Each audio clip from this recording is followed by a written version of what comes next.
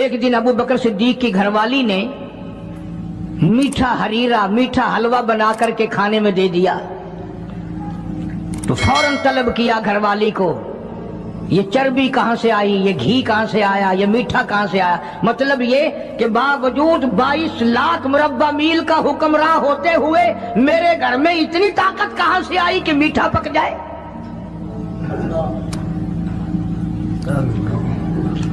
میرے گھر میں اتنا پیسہ کہاں ہے کہ میٹھا پکے؟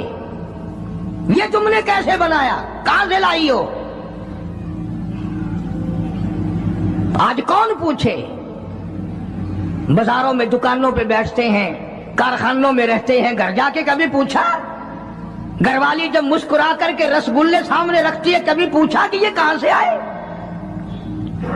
میں نے تو خرید کے نہیں بھیجے، یہ آئے کہاں سے ہیں؟ کبھی میرے جیسے کسی ملا نے پوچھا کہ یہ تو جو تم نے ختم شریف میں 50 کھانے رکھے ہیں، مرنے والا یتیم بچے چھوڑ گیا، یہ 50 کھانے آئے کہاں سے ہیں؟ حالانکہ قرآن کہتا ہے ان الذین یأکلون اموال الیتامی ظلما انما یأکلون فی بطونہم نارا۔ یتیم کا مال کھانا ایسا ہے جیسا اپنے پیٹ میں انگارے بھر لینا۔ کون پوچھے؟ کیوں پوچھا جائے؟ جناب ابو بکر صدیق رضی اللہ تعالیٰ عنہ نے فوراً گھر والی سے پوچھا، میں بادشاہ ٹھیک ہوں، امیر المؤمنین بھی ہوں، خلیفۃ المسلمین بھی ہوں، نبی کے مصلی پہ کھڑا ہو کر نماز پڑھاتا ہوں، مسلمانوں کا بادشاہ ہوں، پر میرے گھر میں میٹھا کھانا پکنے کی طاقت نہیں۔ کہاں سے آ گیا یہ؟ آج کل تو مزدور جہاں کام کرتا ہے 10 روپے کا کام کرتا ہے تو 20 روپے کا نقصان کر کے آتا ہے جان بوجھ کر۔ یہ حرام خوری نہیں؟ وہیں سے بچے پالنا، وہیں سے اپنا پیٹ پالنا اور وہیں مالک کا نقصان کرنا۔ پھر ساری دنیا کو شکایت ہے جی برکت نہیں رہی، رحمت نہیں رہی، سکون نہیں رہا، نئی نئی بیماریاں آ گئی۔ ارے جب پیٹ میں ہر وقت سور جائے گا تو حرام کے بیماریاں کیسے نہیں پیدا ہوں گی؟ کبھی اس کا حق پیٹ میں جا رہا ہے، کبھی اس کا حق گیا، کبھی اس کا مال گیا، کبھی یہ ہوا، سکون کیسے آئے گا؟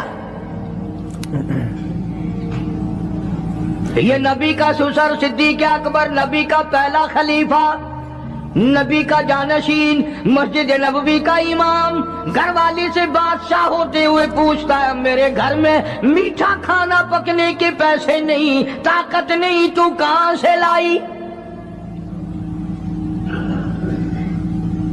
ہم نے کہا حضرت بچے کئی دن سے کہتے تھے امی میٹھا تو کھانا پکا دے ایک دن، امی میں نے تھوڑا تھوڑی آٹے کی چٹکی روز بچائی، کئی دن میں نے آٹا بچایا، گزارا کیا، وہ آٹا بیچ کر تھوڑی سی چربی منگائی، تھوڑا سا میٹھا منگایا، بچوں کے لیے بنایا تھا، آپ کو بھی دے دیا۔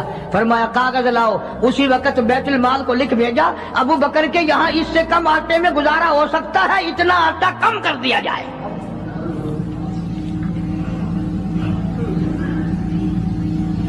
تم کیا جانو ابو بکر کون ہے؟ کبھی کسی بوڑھی نے، کبھی کسی بہو نے، کبھی کسی نے دھی نے کہا کہ آؤ آج ابو بکر صدیق کی نیاز پکاتے ہیں۔ نظر اللہ نیاز حسین، نبی کے یار کا نام نہ لینا کبھی بھی۔ امام الانبیاء محبوب کبریا حضرت محمد مصطفیٰ صلی اللہ تعالی علیہ وسلم نے فرما دیا، او لوگوں، امت کے تمام لوگوں کا میں نے احسانات کا بدلہ چکا دیا، سب کے قرضے چکا دیے، سب کے لینے دینے میں نے برابر کر دیے، پر او میرے اللہ ابو بکر کے احسانات کا بدلہ تو دے سکتا ہے، میں نہیں دے سکتا۔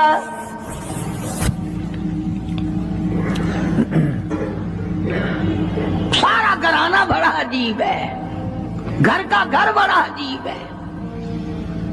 ہجرت فرما کر تشریف لے گئے، نبی کریم سب کا جو صلی اللہ अलैहि वसल्लम की ज़ात अक़दस के साथ तशरीफ ले गए। सिद्दीक़ अकबर का वालिद जिंदा है, अबू कुहाफा बूढ़ा है, आंखों से नाबीना है, अभी ईमान नहीं लाया हिजरत वाली रात तक, बाद में लाया है। लाठी के सहारे घर आया, पता तो चल गया ना कि रात चला गया नबी के साथ मेरा बेटा, और आके पोतियों को कहने लगा, क्यों अस्मा जी दादा जान, मेरा तो अपना ख्याल ये है कोई टेडी, कोई पैसा, कोई कपड़ा, कोई गल्ला तुम्हारे लिए नहीं छोड़ के गया होगा। बावजूद काफिर होते हुए उस वक्त तक अबू बकर का वालिद मुसलमान नहीं, लेकिन जानता है कि मेरे बेटे को नबी की इतनी मोहब्बत है, वो इतना कुर्बान है, वो इतना परवाना है और इस कदर जानिसार है, कोई शय घर में नहीं छोड़ के गया होगा। सैयदा अस्मा रज़ी अल्लाह ताला अन्हा छोटी सी बच्ची है सिद्दीक़ अकबर की, कहती है कि मैंने एक हीला बनाया, हमारे यहाँ दीवार में एक आला सा मेरे वालिद ने बना रखा था, उसमें पैसे रखते थे, तो मैंने वहां ये मिट्टी के टूटे हुए बर्तनों के ठिप्पर डाल दिए और ऊपर कपड़ा डाल दिया, और मैंने अपने दादा से कहा, नहीं दादा जान, अब के तो अब्बा जी ने हद कर दी, बहुत सारा माल हमारे लिए छोड़ के गए हैं। उन्होंने कहा, बेटी मेरा यकीन नहीं पड़ता, वो नबी के बगैर एक पैसा तो क्या वो अपनी जान पीछे रखने को तैयार नहीं। उन्होंने कहा, नहीं दादा जरा आओ तो सही। कहती हैं कि मैंने अपने दादा का यूं हाथ पकड़ के, दिखता तो था नहीं, उस कपड़े के ऊपर ऊपर फेर दिया कि देखिए ये आला है ना, ये ताक झाड़ा कि सब भरा पड़ा है। ये कहने लगा, अच्छा अच्छा अच्छा, बहुत अच्छा किया, तुम्हारा गुजारा हो जाएगा, मुझे बड़ा फिक्र था, मुझे बहुत परेशानी थी, अब मैं बेफिक्रा हो गया कि तुम्हारे लिए तुम्हारा अब्बा खाने पीने के लिए तो छोड़ गया। सैयदा आसमा कहती है, हालांकि जिस वक्त मैंने ये कार्रवाई करके दिखाई, हम 2 दिन के भूखे थे।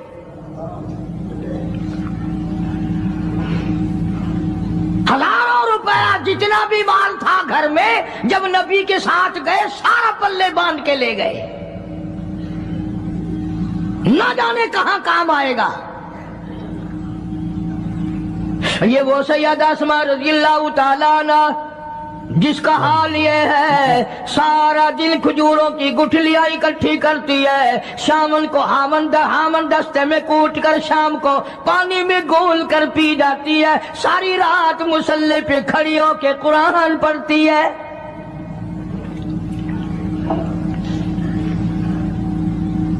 अजीब किस्म का घराना है सिद्दीक़ अकबर रज़ियल्लाहु ताला अन्हु का। गुर्बत नहीं थी, सारे का सारा कुर्बान करके गुर्बत बना दी। नहीं देखा हाल को, नहीं देखा माल को, नहीं देखा अपनी जान को, सब कुछ कुर्बान कर दिया। इमामुल अंबिया महबूबे किबरिया हजरत मोहम्मद मुस्तफा सल्लल्लाहु ताला अलैहि वसल्लम ने इस कदर रफाकत जोड़ी, इस कदर यारी बनाई कि कभी भी अलग नहीं हुए। आज तुम कुरान पढ़ते हो, कारी हनीफ कुरान पढ़ता है, क्या असर होगा किसी पे?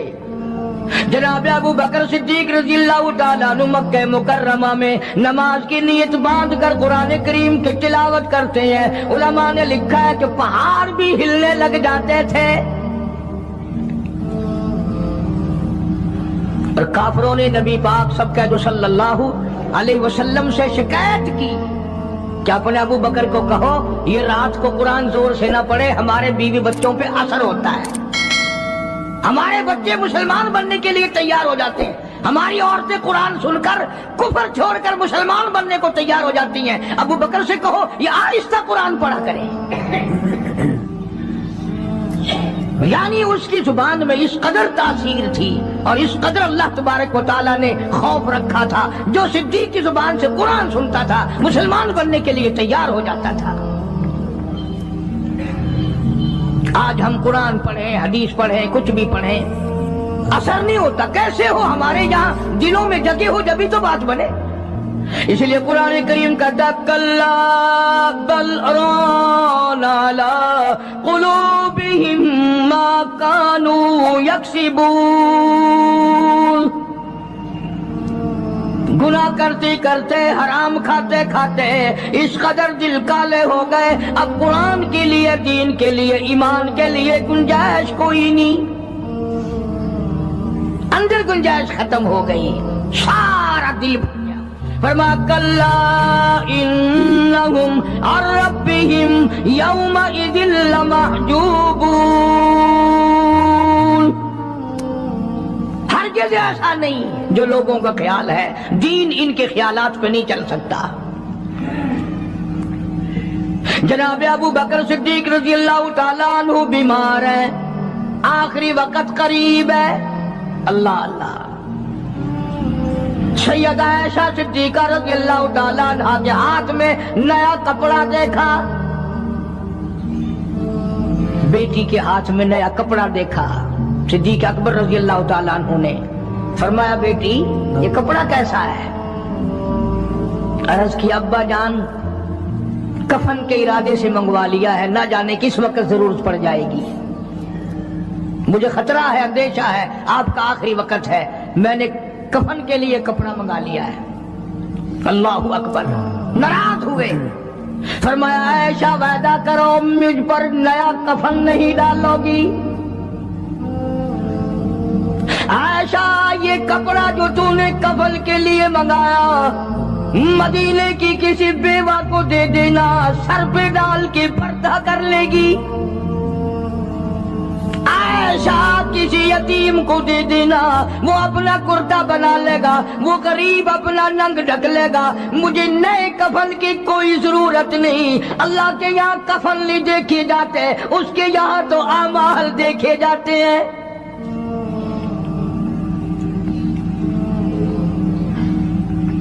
حضرت عائشہ رضی اللہ تعالیٰ عنہ نے اصرار کر دیا، ابا اجازت دے دو، اب تو میں نے منگا لیا ہے، اب تو میں نے منگا لیا ہے، دنیا کیا کہے گی؟ وقت کا حکمراں، وقت کا بادشاہ، نبی کا جانشین کو کفن بھی نہیں ملا۔ پھر دوسرا رخ اختیار کیا ہے صدیق اکبر سب کے رضی اللہ تعالیٰ عنہ۔ فرمایا عائشہ او میری بیٹی، نبی کریم صلی اللہ تعالیٰ علیہ وسلم کا آخری وقت تیری گود میں آیا، تیرے سامنے آیا، تو نے آقا مدنی صلی اللہ علیہ وسلم کا آخری وقت دیکھا۔ حضرت عائشہ رونے لگی، ہاں میں نے دیکھا، سب کچھ مجھے معلوم ہے، پر عائشہ شہنشاہ کائنات کا کفن بتا۔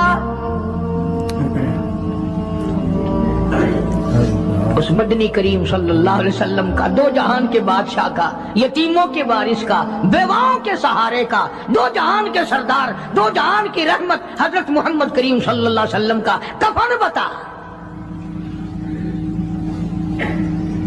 حضرت عائشہ رونے لگی، عرض کی ابا جان جن کپڑوں میں سرکار اس دنیا سے تشریف لے گئے ان کپڑوں میں 12 پیوند تھے، 12 ٹاکیاں تھی۔ فرمایا عائشہ پھر تیرا کیا خیال ہے، میرا محبوب ٹاکیوں میں گیا ہو میں نئے پہن کے جاؤں؟ جن کپڑوں میں میری وفات ہو یہی میرے کفن میں استعمال کرنا، یہی کپڑے مجھے کفن میں دے دینا جو میرے جسم پہ ہیں، اس لیے کہ جب میں اپنے آقا سے ملوں گا تو شرمندگی نہ ہو۔ اور آج ذہن یہ ہے کہ میت کے کپڑے کو ہاتھ بھی نہ لگانا، پہننا تو درکنار، ہاتھ لگانے کو تیار نہیں، گھر میں رکھنے کو تیار نہیں، یوں لکڑی سے اٹھا کر پرے پرے پھینکتے ہیں، آگ لگاتے ہیں، نہلانے والے کو دے دیتے ہیں، وہ بھی نہیں پہنتا، یوں ہی گلیوں میں نالیوں میں پھینک جاتا ہے۔ میں تیرا باپ مرا، جب تجھے نفرت ہے کپڑوں سے، مردہ نوانے والے کا وہ ماما لگتا ہے، وہ کیوں پہنے؟ عرض کرنے کا مقصد یہ کہ ان حضرات کی زندگی تو دیکھو، اور وفات شریف سے پہلے 2.5 برس جو وظیفہ لیا، جو تنخواہ لی سرکاری خزانے سے،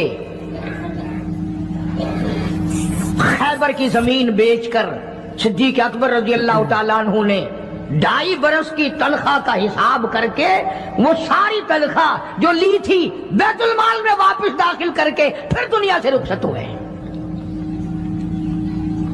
جو تنخواہ لی تھی 2-2.5 سال میں وہ ساری کی ساری واپس کر دی جناب ابو بکر صدیق رضی اللہ تعالیٰ عنہ نے کہ میں مسلمانوں کا پیسہ کھا کے نہیں مرنا چاہتا، چاہے تنخواہ کے طور پر تھا، کل قیامت میں میرے لیے رکاوٹ نہ بن جائے۔ آج مجھے اور آپ کو تو یہ تلاش بھی نہیں کہ اپنا حلال کے پیسوں سے کفن تو بنا کے رکھ لیں۔ ایئر کنڈیشن کا ہر وقت ذکر ہے، گھر میں ہونا چاہیے، فریج ہونا چاہیے، پکھے ہونے چاہیے، یہ ہونا چاہیے، کار ہونی چاہیے، موٹر ہونی چاہیے، یہ ہونا چاہیے، اور کبھی گھر میں یہ ذکر بھی ہوا کہ حلال کا کفن بھی ہونا چاہیے۔ وہ کدھر سے آئے گا؟ اس کے لیے کون انتظام کرے گا؟ کون ہم نے گھر میں پیدا کر رکھا ہے جو اس وقت یہ بات دیکھ کر کفن لائے گا؟ اس لیے قرآن کریم نے اعلان کر دیا، لوگوں اپنا سب کچھ پاک صاف بن کے دنیا سے جاؤ، اپنا بدن بھی پاک ہو، عمل بھی پاک ہو، پیٹ بھی پاک ہو، کفن بھی پاک ہو۔ ان ساری میں وہ بات کرتا ہوں جس سے نہ دیوبندی بچے، نہ بریلوی بچے، نہ شیعہ بچے، نہ سنی بچے۔ موت کا جھٹکا تو سب کو لگنا ہے نا، اور ایسا لگتا ہے لاکھوں برس تک منہ کڑوا رہتا ہے۔ جناب صدیق اکبر رضی اللہ تعالیٰ عنہ نے وہ تنخواہ جو لی تھی ساری زندگی میں وہ بھی بیت المال میں واپس کر دی اور تمام کے تمام لوگوں کے حقوق چکا دیے۔ باقی جو بات رہی وہ سیدھی کمتر مرحوم کہتا ہے، اجا صدیق دا اسلام تے قرضہ بقایا ہے، اجا صدیق دا اسلام تے قرضہ بقایا ہے، جتا جس دے ہاتھوں اس آخری زمین رسایا ہے، وصولی دا نہ چنتا نہ لکھوایا صحابہ نے۔ مدنی کریم صلی اللہ تعالی علیہ وسلم کے جانثار، نبی کا یار، نبی کا وفادار، ہر وقت کا ساتھی اسی غم میں رہتا ہے۔ اور وصیت کی کہ مجھے غسل دینا، میرے انہی کپڑوں میں دفن کرنا، اور فرمایا میرا جنازہ اٹھا کر حجرے مبارک کے سامنے لے جانا، حجرے عائشہ کے سامنے لے جانا، توجہ کرنا، نیند نہ کرو۔ اور یوں فرمایا نبی پاک صلی اللہ علیہ وسلم کی جہاں قبر شریف ہے، حضور کا حجرہ ہے، روضہ ہے، دروازے پہ کھڑے ہو کر آواز لگانا، کالی کملی والے صدیق آ گیا ہے۔ فرمایا اگر اجازت ہو تو اندر دفن کرنا، اور اگر اجازت نہ ہو تو جنت البقیع میں لے جانا۔ علماء کہتے ہیں کہ جب میت کو جا کر کے روضہ اقدس صلی اللہ علیہ وسلم کے سامنے رکھا اور آواز لگائی تو دروازہ خود بخود کھل گیا، اور آواز آئی دیر نہ کرو، محبوب کو محبوب سے ملا دو۔ کیا شان ہے ان لوگوں کی، کیا عظمت ہے ان لوگوں کی، ساری زندگی اس محبت میں، عظمت میں، اکرام میں گزاری جو اس کائنات میں کوئی اس قدر اکرام کر نہیں سکتا۔ مدینے پاک میں ایک وقت ایسا بھی آیا کہ دشمنوں نے مدینے کے گورنر کو گاٹھ لیا، اس کو رشوت دی، پیسے دیے، اور کہا کہ ہمیں اجازت ہونی چاہیے، ہم روضہ اقدس کو کھود کر ابو بکر صدیق اور فاروق اعظم کی لاشیں نکالنا چاہتے ہیں یہاں سے۔ چنانچہ حاکم وقت نے پیسے کھا کر اجازت دے دی۔ شمس الدین سراج ایک بزرگ ہے جو اس وقت مدینے پاک یعنی روضے کے متولی ہیں، مسجد نبوی کے متولی ہیں، گنبد خضرا صلی اللہ علیہ وسلم کے محافظ اور نگہبان ہیں۔ وہ فرماتے ہیں کہ رات آدھی جب گزری تو کنڈی کھٹکی مسجد کی، میں نے کنڈی کھول دی تو مجھے حکم ملا کہ تم خاموش رہو، اگر آواز نکالو گے سر اتار دیا جائے گا۔ ایک آدمی اندر داخل ہوا، دوسرا داخل ہوا، تیسرا آیا، کسی کے ہاتھ میں کسی، کسی کے ہاتھ میں गंटी, किसी के हाथ में टोकरी, किसी के हाथ में तसला मिट्टी उठाने वाला, सब के सब यूं लेकर दाखिल हो रहे हैं। और मुझे ये कहा गया कि ये जो कुछ करते हैं रोकना नहीं, किसी को बताना नहीं। शमसुद्दीन सराज बुजुर्ग रहमतुल्लाह अलैह कहते हैं, वो जब 40 के 40 अंदर दाखिल हो गए, पिछले ने मुझे इशारा किया दरवाजा बंद कर दे, अब किसी और को अंदर न आने देना। वो अल्लाह वाला कहता है, मुझे बता तो दिया गया था दोनों जलीलुल कदर साहबा हजरत शेखैन की बेअदबी करेंगे, कब्र खोदेंगे, उनकी मैयत निकालेंगे। फरमाते मैंने दरवाजा बंद कर दिया, मैं सजदे में गिर गया, मौला और मेरा बस नहीं, मेरा कोई चारा नहीं, मेरी हुकूमत नहीं, मेरी फौज नहीं, मेरा लश्कर नहीं, मेरे पास तोप नहीं, मेरे पास लश्कर नहीं। ओ मेरे मौला, मैंने सुना है जैसे नबूवत का मुहाफिज तू है, इसी तरह सिद्दीक की सदाकत का, फारूक की अदालत का भी तू ही निगहबान है। मौला मेरी मौत भेज दे, मैं ना देखूं। शमसुद्दीन सराज बुजुर्ग कहता है कि अल्लाह का हुक्म हुआ, मैंने भी दुआ तो की थी रो रो के, मेरे देखते देखते, तवज्जो करना लफ्ज़ समझो, मेरे देखते देखते मस्जिद नबवी में जमीन फटी और बमै टोकरियों के, बमै सामान के 40 के 40 को जमीन निगल गई। अल्लाह तुम सबको मदीने पाक जाना नसीब फरमाए। वो जो कालीन बिछे हुए हैं ना, किसी पुराने अरब से अब भी पूछ लेना, लंबा काला काला निशान लगा हुआ है, यह निशानी है कि वो काले जो थे ना अंदर के काले, वो सब यहाँ का रखे हुए हैं।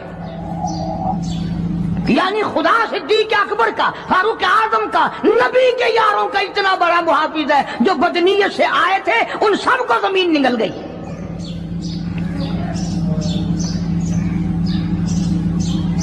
एक अल्लाह वाला कहता है कि मैंने मदीने पाक में हाजिरी दी और हुजूर करीम सल्लल्लाहु अलैहि वसल्लम के रोज़े अक़दस पे सलाम पढ़ा, और मैं सिद्दीक के अकबर के मौजा शरीफ के सामने खड़ा होकर सलाम अर्ज कर रहा था, पढ़ रहा था। मैं जब वापस हटने लगा तो एक आदमी मुझे कहने लगा, आप कहां से आए हैं? उसने बताया कि मैं फलां जगह से आया हूं। कि आप बड़े नेक आदमी मालूम होते हैं, बड़ा अच्छा सलाम पढ़ रहे थे, तारीफ अच्छी कर रहे थे, मेरे यहाँ खाना खाने चलो। अल्लाह वाला कहता है कि मैं उसकी बातों में आ गया कि चल भाई, मदीने का आदमी है, मदीने का आदमी है, दावत कर रहा है, इनकार करूं तो सुन्नत के खिलाफ होने का, चल भाई। ले गया और वहां जाकर एक मकान में उस अल्लाह वाले को बंद करके, कोठली में उसको जंजीरों में बांध कर उसकी जुबान काट दी। तूने सिद्दीक की इतनी तारीफ क्यों की? और फिर छोड़ दिया कि जा सिद्दीक से ठीक करा के दिखा। वो फिर मस्जिद नबवी में आया। वो खुद बयान करता है कि मैं रोज़े अक़दस सल्लल्लाहु अलैहि वसल्लम के सामने खड़ा होकर रो पड़ा, काली कमली वाले तेरे यार की तारीफ की, मेरी जुबान कट गई। रियाजुल जन्ना में बैठ कर रोता रहा, दुआ करता रहा, और वो जो जुबान काट के अलग की थी वो भी उसके हाथ पे रख दी थी उस काटने वाले ने।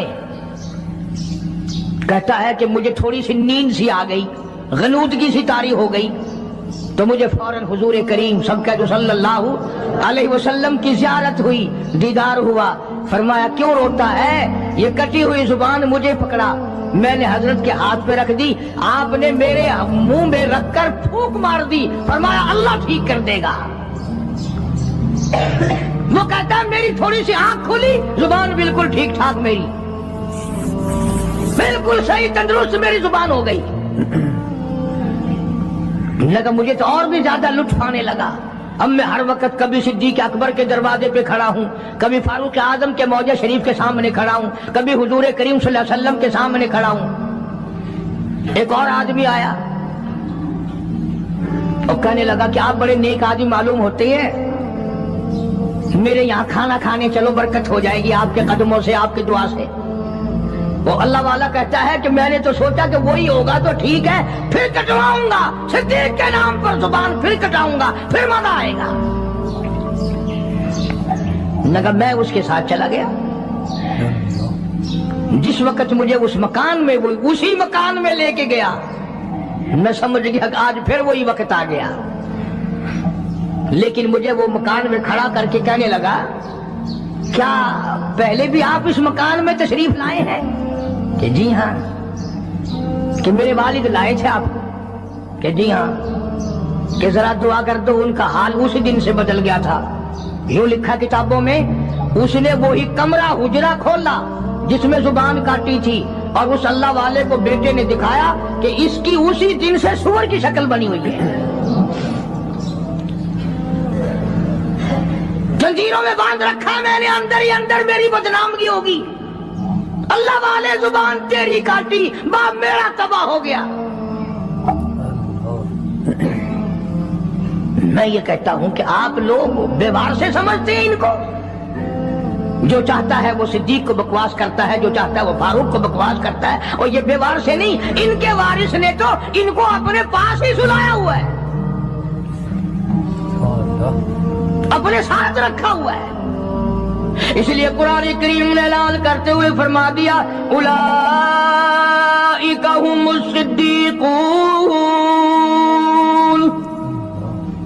یہ وہ صدیق اکبر ہے، یہ وہ اللہ والا ہے جس کو نبی سے بڑا پیار ہے، نبی کو اس سے بڑا پیار ہے، پروردگار عالم کو بھی اس سے بڑا پیار ہے۔ اس نے اپنا سب کچھ میرے محبوب کی ذات گرامی پہ قربان کر دیا۔ عزت کو عزت نہ سمجھا، سرداری کو سرداری نہ سمجھا، تمام کا تمام اپنا کردار کیا، اعمال کیا، اقوال کیا، افعال کیا، مال کیا، اولاد کیا، تمام کا تمام آقا کی ذات پہ قربان کر دیا۔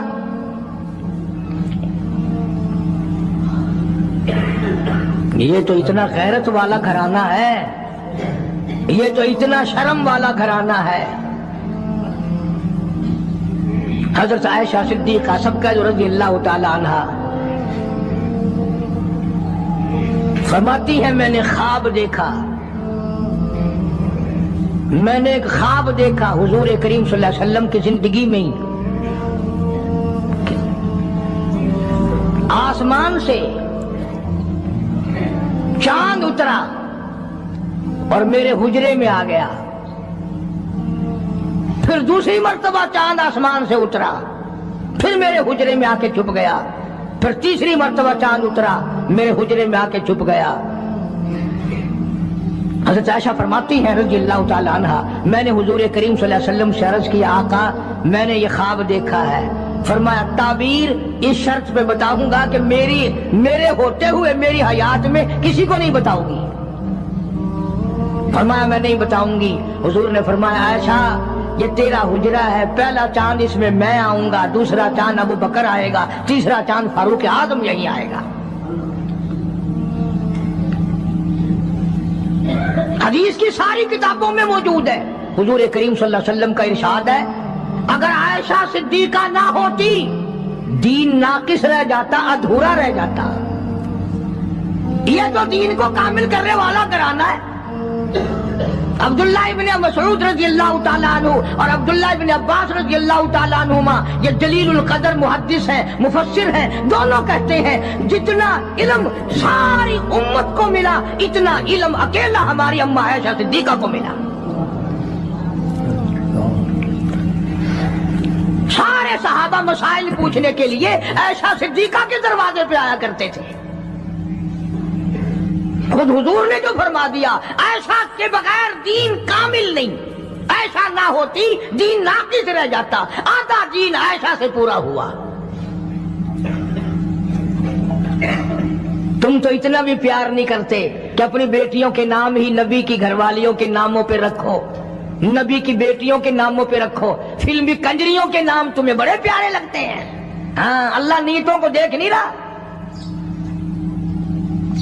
خانم فلانی خانم، اور پھر تھوڑے دنوں کے بعد جب وہ دم خم ہوتی ہے پھر روتے پھرتے ہیں، پتہ نہیں یار کہاں چلی گئی، کالج گئی تھی مڑ کے آئی نہیں۔ کیسے آئے؟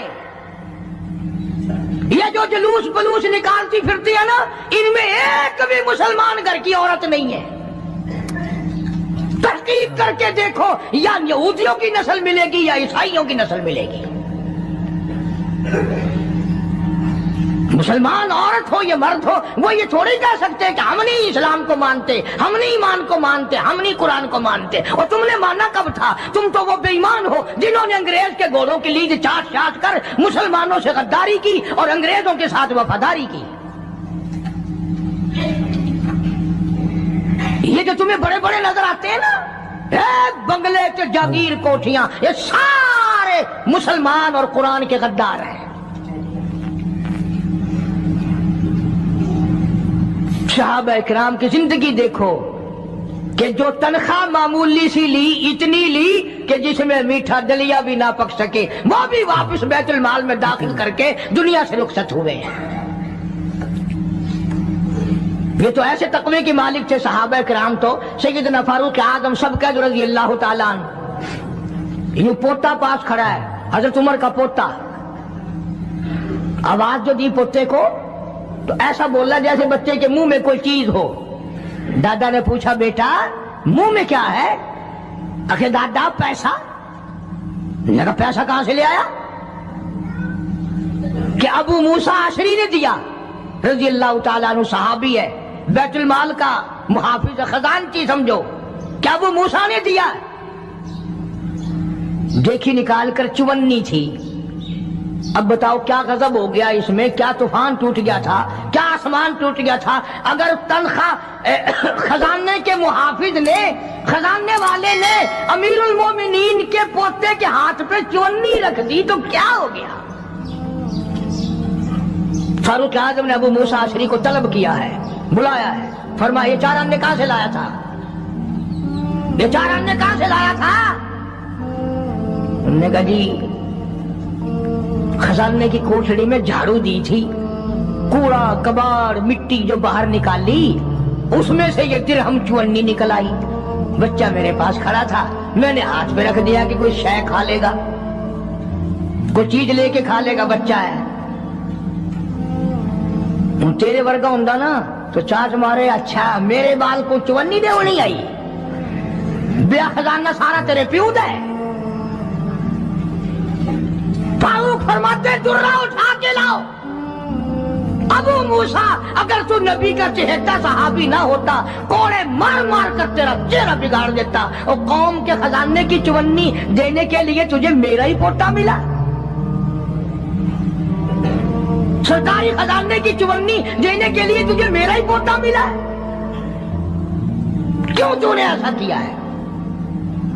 آج جن پر تم دفتروں میں بیٹھ کر کرسیوں پہ یوں چوڑے ہو کر باتیں کرتے ہیں، صحابہ کے زمانے میں یوں ہوا، صحابہ کے زمانے میں یوں ہوا، اور یہ تو وہ لوگ تھے جن کے بارے میں خدا کہتا ہے رضی اللہ عنہم ورضوا عنہ، یہ میرے ہیں میں ان کا ہوں، تم اپنا فکر کرو۔ اللہ پاک کی کروڑا رحمتیں نازل ہوں صدیق اکبر کے مزار پہ، فاروق اعظم کے مزار پہ، اور سارے صحابہ کے مزارات پر۔ یہ بڑے اونچی شان اور اونچی عظمتوں والے لوگ تھے۔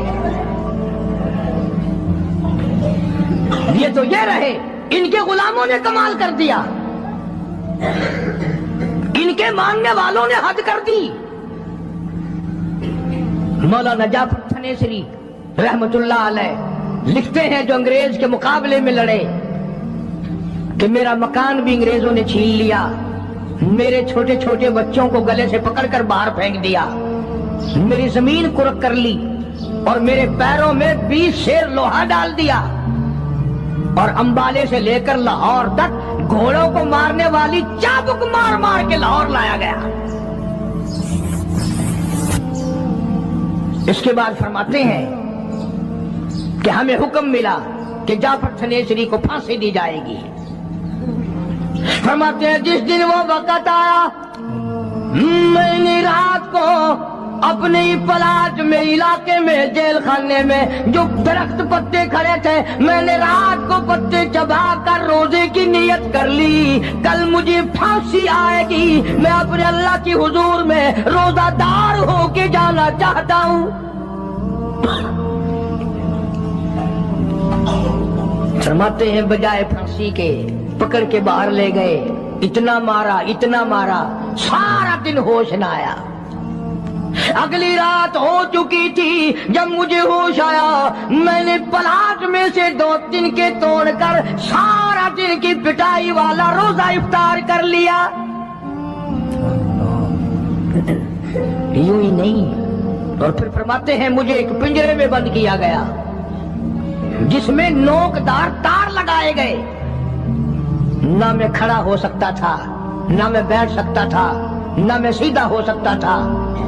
चारों तरफ खार नाक कांटों वाले नोकदार पिंजरे के अंदर तार लगाए। मुझे यकीन हो गया कि मेरा आखिरी वक्त है। फरमाते हैं मैं हर सांस में दुरूद पाक पढ़ने लगा। तमन्ना थी, आका तेरी जात पे दुरूद पढ़ते पढ़ते मैं दुनिया से चला जाऊं। फरमाया मैं पढ़ता रहा, मुझे खश आया, चक्कर आया, बेहोशी आई, मैं नोकदार तारों पे गिरा। उधर मुझे इमामुल अंबिया का दीदार मिल गया, उधर हुजूर करीम सल्लल्लाहु अलैहि वसल्लम की मुझे ज़ियारत मिल गई, दीदार मिल गया आका का। किसी ने पूछा मौलाना जाफर थनेसरी से फिर दिल में क्या बात आई? फरमाते हैं मेरे दिल में हर वक्त ये बात रहने लगी, लिए फिरती है बुलबुल, लिए फिरती है बुलबुल, चोंच में गुल, और ढूंढती है शहीद नाज की तुरबत कहाँ है। मैं हर वक्त इस तलाश में था, कब वो वक्त आए, कब अपने दीन इस्लाम ईमान की वजह से मैं दुनिया से शहीद होके जाऊं। ये गुलामों का हाल है, सिद्दीक के मानने वालों का हाल है, फारूक के मानने वालों का हाल है, रज़ी अल्लाह ताला अन्हुम अजमाइन, उस्मान के मानने वालों का हाल है, अली मुर्तजा के मानने वालों का हाल है। अरे हम तो सारे सहाबा की अजमत करेंगे, अहले बैत का भी इकराम करेंगे, हमें कौन रोक टोक सकता है? सहाबा इकराम के मामलात में दखल अंदाजी ना करो। बड़ा अफसोस लगता है, जमीनों के वारिस मौजूद हैं, मकानों के वारिस मौजूद हैं, दुकानों के वारिस मौजूद हैं, कोठियों बंगलों के वारिस मौजूद हैं, बागों और बहारों और ट्यूबवेलों और मोटर गाड़ियों और तमाम चीजों के वारिस मौजूद हैं। ऐ काश आज अबू बकर के सिद्दीक के वारिस भी जिंदा होते, आज फारूक आजम के वारिस दुनिया में होते। किस शान से जिंदगी बसर की। आखिरी बात अर्ज कर दूं, मैंने एक बात जुमला कहा था कि ये घराना बड़ा गैरत वाला है। हज़रत आयशा रज़ी अल्लाह ताला अन्हा फरमाती हैं कि पहले तो मेरे हुजरे में जनाब रसूल करीम सल्लल्लाहु अलैहि वसल्लम दफन हुए, फिर सिद्दीक अकबर रज़ी अल्लाह ताला अन्हु दफन हुए, तो मैं जाया करती थी। फरमाती हैं जो फारूक आजम दफन हुए उसके बाद मैं हुजरे में बगैर पर्दे के ना गई, मैं बगैर पर्दे के न गई, इसलिए कि आका मेरे खामिन थे, सिद्दीक मेरा बाप था, फारूक आजम गैर थे और गैरत वाला जवान था, इसलिए मैं अपने हुजरे में बगैर पर्दे के इसलिए कभी ना गई कि मुझे फारूक आजम से शर्म आती थी। ऐसा सिद्दीका कब्र वालों से हया करती थी। और आजकल ये टेलीविजन पे नाचने वाली वीसीआर की लानत ने मुसलमानों का बेड़ा गर्क कर दिया है। याद रखो ये बात, चलाओ घर घर में वीसीआर, अगर मरते वक्त तुम्हें कलमा मिल जाए तो हमें कहना। तुमने खुद अपने घरों में बदमाशी फैला दी, लानत फैला दी। अल्लाह तबारक व तआला की सारा दिन कंजरियों की आवाज आती है, लानत बरसती है। कुरान पढ़ते हुए फांसी लगती है, दुरूद पाक पढ़ते हुए तुम्हें नाग लड़ता है। नमाज घर का घर नहीं पढ़ता, गाना बजाना बदमाशी हरामखोरी ये मुसलमानों के घर है। आज अगर कोई मुसलमान हुक्मरान होता फिर पता चलता कि इस्लाम क्या होता है और ईमान क्या होता है। ये तो शुक्र करो, जैसी रूह वैसे ही फरिश्ते, हाँ जैसे हम हैं।